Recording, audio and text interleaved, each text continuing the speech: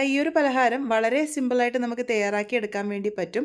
ആവിയിൽ വേവിച്ചാണ് ഇത് തയ്യാറാക്കിയെടുക്കാൻ വേണ്ടി പോകുന്നത്. എല്ലാവരുടെയും വീട്ടിൽ സാധാരണഗതിയിൽ കാണുന്ന കുറച്ച് ചേരുവകൾ കൊണ്ട് വളരെ എളുപ്പത്തിൽ നല്ല സ്പോഞ്ചി ആയിട്ടുള്ള ഈ ഒരു പലഹാരം ഉണ്ടാക്കാം. ഇതെങ്ങനെയാണ് ഉണ്ടാക്കുന്നതെന്ന് നോക്കിയാലോ. ആദ്യം തന്നെ ഇതിനായിട്ട് ശർക്കര പാനിയാണ് തയ്യാറാക്കിയെടുക്കാൻ വേണ്ടി പോകുന്നത്. 3/4 കപ്പ് പൊടിച്ച ശർക്കര ഒരു പാനിലേക്ക് ഇട്ട് കൊടുത്തിട്ടുണ്ട്. കൂടെ തന്നെ 1/2 കപ്പ് വെള്ളമാണ് ഒഴിച്ച് കൊടുത്തിരിക്കുന്നത്.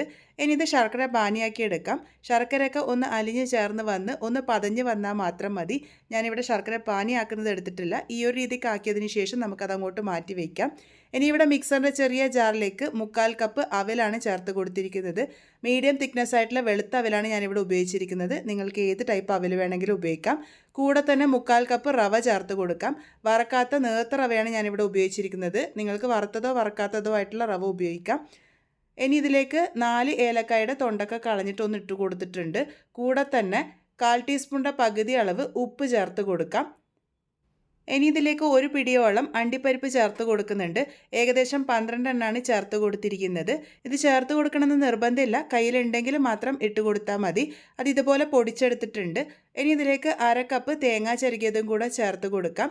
പിന്നെ നമ്മൾ നേരത്തെ തയ്യാറാക്കി വെച്ചിരിക്കുന്ന ശർക്കരപ്പാനിയുടെ ചൂടൊക്കെ നന്നായിട്ട് ആറി വന്നതിന് ശേഷം ഇതിലേക്ക് ചേർത്ത് കൊടുത്തിട്ടുണ്ട്. അരിച്ചിട്ടാണ് ചേർത്ത് കൊടുത്തിരിക്കുന്നത്. മുഴുവനായിട്ടും തന്നെ ഒഴിച്ചു കൊടുത്തതിന് ശേഷം ഇതൊന്ന് മിക്സ് ചെയ്തെടുക്കാം. ഒരുപാട് ഫൈനായിട്ട് അരച്ചെടുക്കേണ്ട ആവശ്യമില്ല, ഒന്ന് ചെറുതായിട്ട് മിക്സ് ചെയ്തെടുത്താൽ മാത്രം മതി.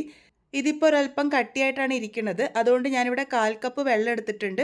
കുറച്ചായിട്ട് ചേർത്ത് നമുക്കിതൊന്ന് മിക്സ് ചെയ്തെടുക്കാം. ആദ്യം തന്നെ മുഴുവനായിട്ടും ചേർത്തിട്ടില്ല, കുറച്ചാദ്യം ചേർത്ത് കൊടുത്തിട്ടുണ്ട്. ഒന്ന് മിക്സ് ചെയ്തെടുത്തതിന് ശേഷം ബാക്കിയുള്ള വെള്ളം മുഴുവനായിട്ടും തന്നെ ചേർത്തിട്ടുണ്ട്. അപ്പോൾ 1/4 കപ്പ് വെള്ളം ചേർത്ത് ഒന്ന് നന്നായിട്ട് മിക്സ് ചെയ്തെടുത്തിട്ടുണ്ട്. ഇതുപോലെ മിക്സ് ചെയ്തെടുത്തതിന് ശേഷം ഈ ഒരു കൂട്ട് ഒന്ന് റെസ്റ്റ് ചെയ്യാൻ വേണ്ടി വെക്കണം. അവലും റവയൊക്കെ ആയതുകൊണ്ട് തന്നെ ഇതൊന്ന് റെസ്റ്റ് ചെയ്തെടുക്കുമ്പോഴേക്കും അത് നല്ലപോലെ തന്നെ വെള്ളമൊക്കെ അബ്സോർബ് ചെയ്ത് കിട്ടും. അപ്പോൾ ഇതൊരു 10 മിനിറ്റ് നേരത്തേക്ക് നന്നായിട്ട് റെസ്റ്റ് ചെയ്യാൻ വേണ്ടി വയ്ക്കാം. 10 മിനിറ്റ് കഴിയുമ്പോഴേക്കും ഇത് വെള്ളമൊക്കെ കുടിച്ച് ആ ഒരു കൂട്ട് ഒന്നും കൂടെ കട്ടിയായിട്ട് വരും. ഇപ്പോൾ ഇതാ 10 മിനിറ്റ് ആയിട്ടുണ്ട്. കൂട്ട് ഒരല്പം കട്ടിയായിട്ട് വന്നതായിട്ട് നിങ്ങൾക്ക് കാണുമ്പോൾ തന്നെ മനസ്സിലാകുന്നുണ്ടാകും. വീണ്ടും ഒന്ന് നന്നായിട്ട് തന്നെ മിക്സ് ചെയ്തെടുക്കാം. ഇനി ഇതിലേക്ക് 1/4 ടീസ്പൂണിൻ്റെ പകുതി അളവ് ബേക്കിംഗ് സോഡയാണ് ചേർത്ത് കൊടുക്കുന്നത്. ബേക്കിംഗ് സോഡ ചേർത്ത് കൊടുക്കണമെന്ന് നിർബന്ധമില്ല, ചേർത്ത് കൊടുക്കുമ്പോൾ നമ്മളുടെ പലഹാരം നല്ല സോഫ്റ്റായിട്ട് കിട്ടും.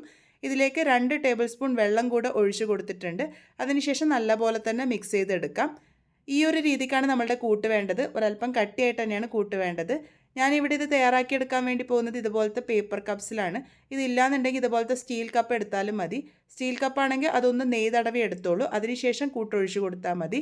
ഇപ്പോൾ ഈ ഒരു പേപ്പർ കപ്പിലേക്ക് ഏകദേശം 3/4 ഭാഗത്തോളമായിട്ട് ഞാൻ കൂട്ടൊഴിച്ച് കൊടുത്തിട്ടുണ്ട്. അതിനുശേഷം ഇതൊന്ന് നന്നായിട്ട് ലെവൽ ചെയ്തെടുക്കാം. ലെവൽ ചെയ്തെടുത്തതിന് ശേഷം ഇതൊന്ന് നന്നായിട്ട് ടാപ്പും കൂടെ ചെയ്തെടുക്കാം. അപ്പോൾ അത് അടിഭാഗവും നന്നായിട്ട് സെറ്റായിട്ട് കിട്ടിക്കോളും. കൂട്ടൊരല്പം കട്ടിയായതുകൊണ്ടാണ് ഈ ഒരു രീതിക്കൊക്കെ ചെയ്തെടുക്കുന്നത്. നല്ലപോലെ തന്നെ ടാപ്പ് ചെയ്ത് ഇതുപോലെ ഞാൻ എല്ലാം തന്നെ സെറ്റ് ചെയ്തെടുത്തിട്ടുണ്ട്. ഇതിൻ്റെ മുകളിലേക്കായിട്ട് കുറച്ച് വെളുത്ത എള്ളും കൂടെ ഇട്ട് കൊടുത്തിട്ടുണ്ട്. കാണാൻ നല്ല ഭംഗിയാണ്, അതുപോലെ തന്നെ കഴിക്കുമ്പോഴും രുചിയാണ്. ഇഷ്ടമുണ്ടെങ്കിലും അല്ലെങ്കിൽ കയ്യിലുണ്ടെങ്കിലും മാത്രം ചേർത്താൽ മതി, ഇല്ലാന്നുണ്ടെങ്കിൽ സ്കിപ്പ് ചെയ്താലും കുഴപ്പമൊന്നുമില്ല. ഇനി ഇത് ആവി കയറ്റി എടുക്കാനാണ് പോകുന്നത്. സ്റ്റീമർ നേരത്തെ വെള്ളമൊഴിച്ച് ആവി വരാൻ വേണ്ടി വെച്ചിരുന്നു. ആവി നല്ലപോലെ വന്നതിന് ശേഷം ഇത് ഓരോന്നായിട്ട് ഇതിലേക്ക് ഇറക്കി വെച്ച് കൊടുക്കാം. അതിനുശേഷം ഇത് സ്റ്റീം ചെയ്തെടുക്കുകയാണ് വേണ്ടത്. മീഡിയം ഫ്ലെയിമിൽ വെച്ച് 15 മിനിറ്റ് നേരത്തേക്ക് നമുക്കിത് നന്നായിട്ട് തന്നെ ആവി കയറ്റിയെടുക്കാം. ഇപ്പോൾ ഏകദേശം 15 മിനിറ്റ് കഴിഞ്ഞിട്ടുണ്ട്. നമുക്കിതൊന്ന് തുറന്ന് നോക്കാം. ഇതുപോലൊരു ടൂത്ത് പിക്കോ സ്ക്യൂറോ ഉപയോഗിച്ച് ഒന്ന് കുത്തി നോക്കുക. നീറ്റായിട്ട് വരുന്നില്ല എന്നുണ്ടെങ്കിൽ മാത്രം എക്സ്ട്രാ ടൈം വെച്ച് കൊടുത്താൽ മതി. ഇതിപ്പോൾ പാകത്തിന് തന്നെ റെഡി ആയിട്ടുണ്ട്. ഇതിൻ്റെ ചൂട് ആറാൻ വേണ്ടിയിട്ട് നമുക്ക് പുറത്തോട്ടേക്ക് മാറ്റി വയ്ക്കാം.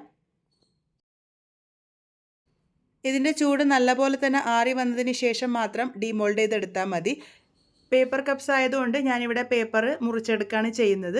നിങ്ങൾ സ്റ്റീൽ കപ്പിലാണ് ആക്കിയെടുക്കുന്നുണ്ടെങ്കിൽ അരികുകളൊക്കെ നന്നായിട്ട് വിടിയിച്ചെടുത്തതിന് ശേഷം കയ്യിലേക്ക് ടാപ്പ് ചെയ്യുമ്പോഴേക്കും ഈസി ആയിട്ട് റിമൂവ് ചെയ്ത് കിട്ടിക്കോളും.